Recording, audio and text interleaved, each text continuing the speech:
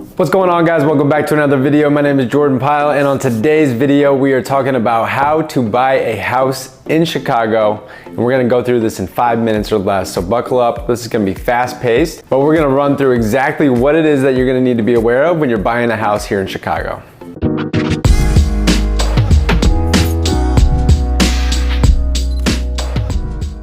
If this is your first time on the channel, thank you for being here. Again, my name is Jordan Pyle. I am your go-to Chicago realtor. Been selling real estate 9 years full-time downtown in the beautiful city of Chicago. Would love to chat with you about your real estate goals. If you have any questions regarding this info here today or any other information about your real estate needs, feel free to reach out down below at the real estate strategy call. Set up a time for you and I to hop on a phone call and have a strategy session. So without further ado, let's get on into today's video. In 5 minutes or less, we're gonna run through how to buy a house in Chicago. Okay, so the first thing I like to do is I like to take this often thought to be a complex process of buying a home, which it can be. There's a lot of different steps, a lot of different people, a lot of different deadlines that come into play. And I like to put it into 4 simple concepts or 4 separate parts of the actual overall process. And the first thing is basically information gathering and defining the wish list. So in the first part, which is basically the information gathering as well as defining the wish list stage, really what's gonna happen here is if you're a buyer, you're gonna reach out to me or you're gonna get referred to me or introduced to me somehow. We're gonna connect on an initial phone call, which is about 10 minutes long.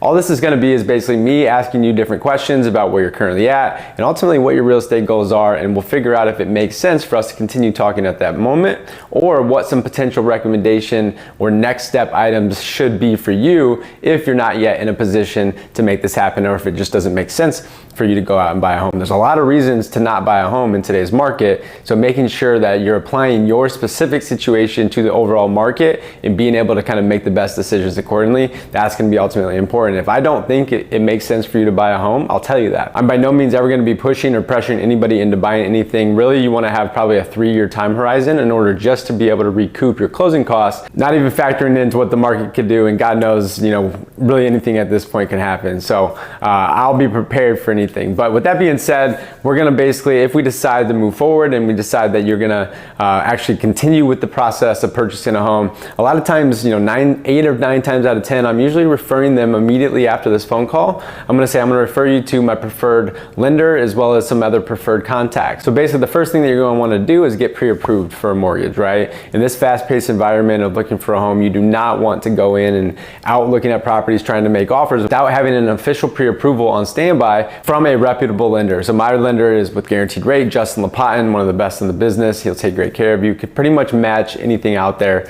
So just make sure that you get your pre-approval squared away. After the pre-approval, now we're linking back up. Now we're gonna run through a little bit in more detail about the things I'm gonna mention in this video, but in a lot more detail. Again, this is only 5 minutes. Usually I'm gonna be taking about 40 to 45 minutes to go through all this, but we're gonna expedite this today. So in tandem with that though, we're gonna be defining your wish list. What are you actually looking for? What type of property? What location? Do you need parking? Do you have pets? What's important to you in terms of school districts or parks nearby, conveniences nearby? We're gonna go through all of that, and we're gonna set you up on a couple different searches, both for searches that are on the market, which are basically the public MLS listings, as well as our private search parameters that we can set up through things like the Top Agent Network and the Private Listing Network. So if you want access to off-market listings, this is one thing that you could reach out to us about. Just reach out saying, hey, we want access to off-market or the secret listings, and we are happy to provide those. Feel free to just text that to 312-805-7074, and I'm happy to set you up on a search. With that being said, now we are essentially going out, finding a handful of properties that check the boxes of, let's just say, 85 to 90% of what you're looking for,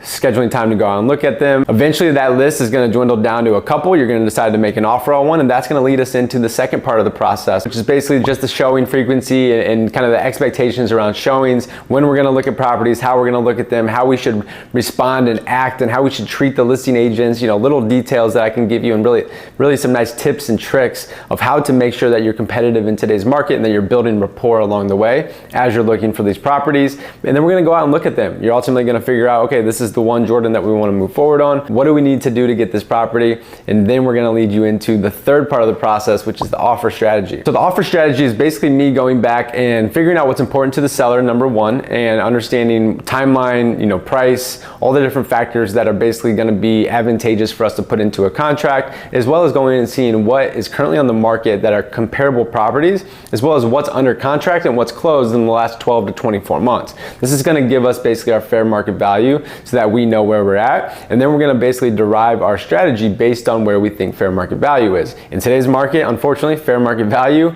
just means what it's probably worth. It doesn't mean that's what it's going to sell for. Today's market, be prepared to go possibly 5 to 10% over ask, if not more. Every situation is different, but be prepared. So maybe even pull back your search parameter. So your upper price point on your budget is basically a little bit less than what you can actually afford, factoring in that most properties are going into a multiple offer situation, going up above asking price. So now you've landed the property, you're under contract. So now really fast, I'm gonna run through this. This is the part that takes about 30 minutes, but basically what you're gonna do is you're gonna put up a check called initial earnest money. That earnest money is going to be your good faith deposit on this property for you to move forward, go under contract, and basically start the attorney review process. You're also going to get introduced to your attorney at this time.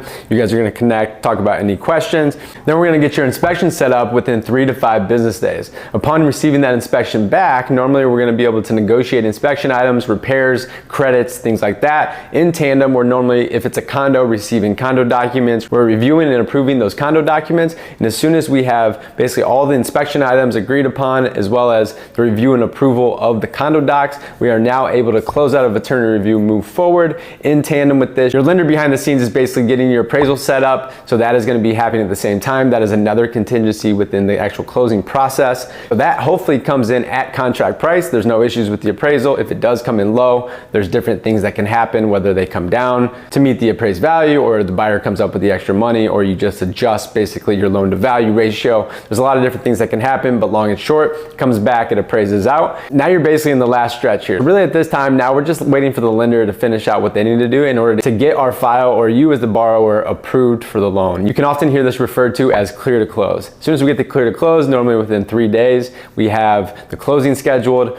Usually the night before or the morning of the closing is going to be a final walkthrough. Our goal at that final walkthrough is just to make sure that the property is in the condition that we expect it to be in. Lastly, you head to the closing table. Nowadays, usually it's just basically your attorney or the paralegal over the phone with you. Usually the way that my attorney works is they have the paralegal run through one set of documents, and your attorney runs through the other set, and then you wait for funding, and then you get the keys and the property is yours. So long and short, I know it's more than 5 minutes. I did my best, but that is how you buy a house in Chicago. If you have any questions, I've been helping buyers and sellers in the city of Chicago for the last 9 years, and I also have a widespread, robust referral network all around the country. Grade A, some of the most professional realtor partners that I have, referral partners throughout the country. So feel free to reach out, even if you're not buying or selling in Chicago. If you have a need for a realtor anywhere in the country, I can hook you up. So just feel free to reach out on that. Or like I said, if you want the access to the secret listings, or if you just want more info about what you need to do to prepare yourself to buy or sell, feel free to reach out at the Real Estate Strategy Call. And if this has been valuable to you, please like, comment, and subscribe, and we'll catch you on the next video.